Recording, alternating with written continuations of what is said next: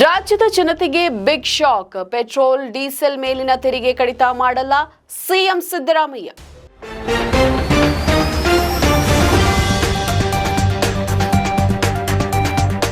ಸುದ್ದಿಗಾರ ಈಗ ನಿಮ್ಮ ಕೇಬಲ್ ನೆಟ್ವರ್ಕ್ನಲ್ಲಿ.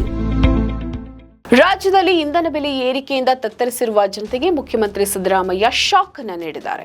ಪೆಟ್ರೋಲ್ ಮತ್ತು ಡೀಸೆಲ್ ಮೇಲಿನ ತೆರಿಗೆಯನ್ನ ಕಡಿಮೆ ಮಾಡುವ ಯಾವುದೇ ಪ್ರಸ್ತಾಪ ರಾಜ್ಯ ಸರ್ಕಾರದ ಮುಂದಿಲ್ಲ ಅಂತ ಅವರು ಸ್ಪಷ್ಟಪಡಿಸಿದ್ದಾರೆ.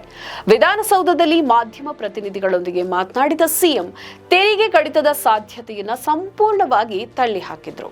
ಇಂಧನ ದರ ಏರಿಕೆಯ ಹಿನ್ನೆಲೆಯಲ್ಲಿ ರಾಜ್ಯ ಸರ್ಕಾರವು ತನ್ನ ಪಾಲಿನ ತೆರಿಗೆಯನ್ನ ಕಡಿತಗೊಳಿಸಿ ಜನರಿಗೆ ನಿರಾಳತೆ ನೀಡುತ್ತದೆಯೇ ಎಂಬ ಮಾಧ್ಯಮಗಳ ಪ್ರಶ್ನೆಗೆ ಮುಖ್ಯಮಂತ್ರಿಗಳು ತೀವ್ರ ಅಸಮಾಧಾನ ವ್ಯಕ್ತಪಡಿಸಿದರು. ಕೇಂದ್ರ ಸರ್ಕಾರದವರು ಬೆಲೆಯನ್ನು ಏರಿಸುತ್ತಾ ಹೋಗುವುದು, ನಾವು ಇಲ್ಲಿ ಕಡಿಮೆ ಮಾಡುತ್ತಾ ಕೂರ್ಬೇಕಾ ಅಂತ ಮರು ಪ್ರಶ್ನಿಸಿದ ಅವರು ಬೆಲೆ ಏರಿಕೆಗೆ ಕೇಂದ್ರ ಸರ್ಕಾರವೇ ನೇರ ಹೊಣೆ ಅಂತ ಆಕ್ರೋಶವನ್ನ ಹೊರಹಾಕಿದ್ರು. ಕೇಂದ್ರದ ಬಿಜೆಪಿ ಸರ್ಕಾರದ ವಿರುದ್ಧ ವಾಗ್ದಾಳಿ ನಡೆಸಿದ ಸಿದ್ದರಾಮಯ್ಯ ಪ್ರಧಾನಿ ನರೇಂದ್ರ ಮೋದಿ ಅವರು ಅಧಿಕಾರಕ್ಕೆ ಬರುವ ಮುನ್ನ ದೇಶದಲ್ಲಿದ್ದ ಇಂಧನ ದರಗಳನ್ನ ನೆನಪಿಸಿದ್ರು. ಮನಮೋಹನ್ ಸಿಂಗ್ ಅವರು ಪ್ರಧಾನಿಯಾಗಿದ್ದ ಅವಧಿಯಲ್ಲಿ ದೇಶದಲ್ಲಿ ಪೆಟ್ರೋಲ್ ಬೆಲೆ 70 ರೂಪಾಯಿ ಮತ್ತು ಡೀಸೆಲ್ ಬೆಲೆ 48 ರೂಪಾಯಿ ಇತ್ತು. ಹಾಗೆಯೇ ಅಡುಗೆ ಅನಿಲ ಸಿಲಿಂಡರ್ ಬೆಲೆ ಕೇವಲ 414 ರೂಪಾಯಿ ಇತ್ತು. ಆದರೆ ಈಗ ಇವುಗಳ ಬೆಲೆ ಎಷ್ಟಾಗಿದೆ? ಇಷ್ಟೊಂದು ಪ್ರಮಾಣದಲ್ಲಿ ಬೆಲೆ ಏರಿಕೆ ಮಾಡಿದ್ದು ಯಾರು ಅಂತ ಪ್ರಶ್ನಿಸಿದ್ರು.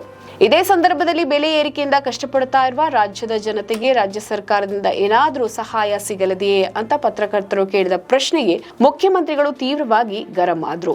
ಕೇಂದ್ರದವರು ಬೆಲೆ ಜಾಸ್ತಿ ಮಾಡಿದರೆ ನಮಗೆ ಬಂದು ತೆರಿಗೆ ಕಡಿಮೆ ಮಾಡಿ ಅಂತ ಯಾಕೆ ಪ್ರಶ್ನೆಯನ್ನ ಕೇಳ್ತೀರಿ? ಅವರನ್ನೇಕೆ ನೀವು ಪ್ರಶ್ನಿಸೋದಿಲ್ಲ ಅಂತ ಮಾಧ್ಯಮಗಳ ನಡೆಗೆ ಅಸಮಾಧಾನ ವ್ಯಕ್ತಪಡಿಸಿದ್ರು.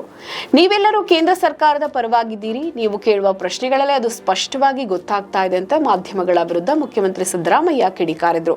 ಒಟ್ಟಾರೆಯಾಗಿ ಇಂಧನ ದರ ಏರಿಕೆಯ ವಿಷಯದಲ್ಲಿ ಕೇಂದ್ರ ಮತ್ತು ರಾಜ್ಯ ಸರ್ಕಾರದ ನಡುವಿನ ರಾಜಕೀಯ ಜಟಾಪಟಿ ಮುಂದುವರೆದಿದ್ದು, ಸದ್ಯಕ್ಕಂತೂ ರಾಜ್ಯ ಸರ್ಕಾರದಿಂದ ತೆರಿಗೆ ಕಡಿತದ ಯಾವುದೇ ಪರಿಹಾರ ಜನಸಾಮಾನ್ಯರಿಗೆ ಸಿಗುವುದಿಲ್ಲ ಎಂಬುದು ಸಿಎಂ ಹೇಳಿಕೆಯಿಂದ ಬಹಳ ಸ್ಪಷ್ಟವಾಗಿದೆ.